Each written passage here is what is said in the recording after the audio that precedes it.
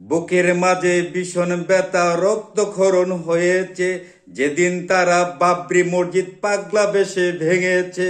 I মুসলমান I তোরা বাবরি মসজিদে। আসসালামু আলাইকুম, সবাই কেমন আছেন? আবারও বাবরি মসজিদ নির্মাণ করার জন্য মুর্শিদাবাদের জনতার ঢল নেমে গেল।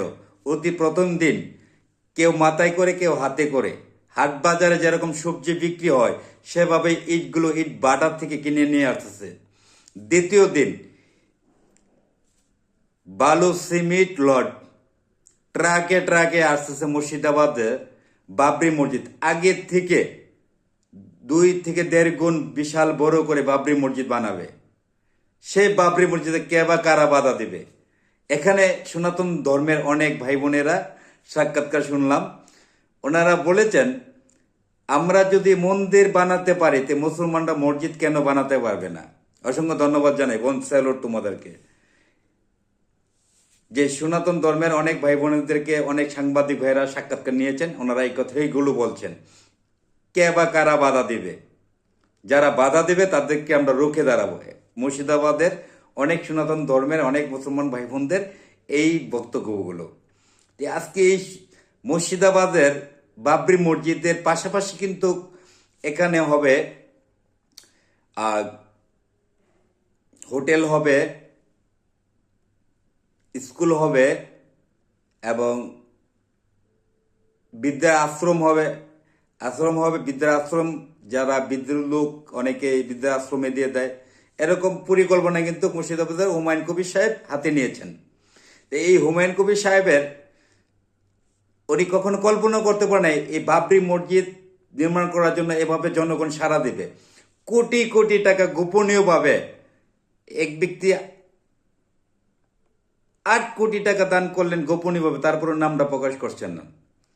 এইভাবে প্রত্যেকটা লোক গোপনীয়ভাবে কোটি কোটি টাকা দান করছেন বাবরি মসজিদ নির্মাণ করার জন্য। এই বাবরি মসজিদ ফেরানোর জন্য কারো ক্ষমতা নেই। মুর্শিদাবাদ সনাতন ধর্মের এবং ইসলাম ধর্মের মুসলমানরা সবাই মিলিত হয়ে কিন্তু সাপোর্ট দিচ্ছেন, বাবরি মসজিদ তৈরি করবে।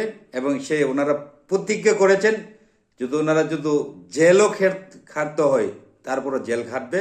এটা হুমায়ুন কবির সাহেব বলেছেন, যদি আমি গ্রেপ্তার হতে হয় তাহলে গ্রেপ্তার হবো, তারপর বাবরি মসজিদ এখানে নির্মাণ করে বানিয়ে ছাড়বো। এই জন্যই বললাম বুকের মাঝে ভীষণ ব্যথা রক্তক্ষরণ হয়েছে।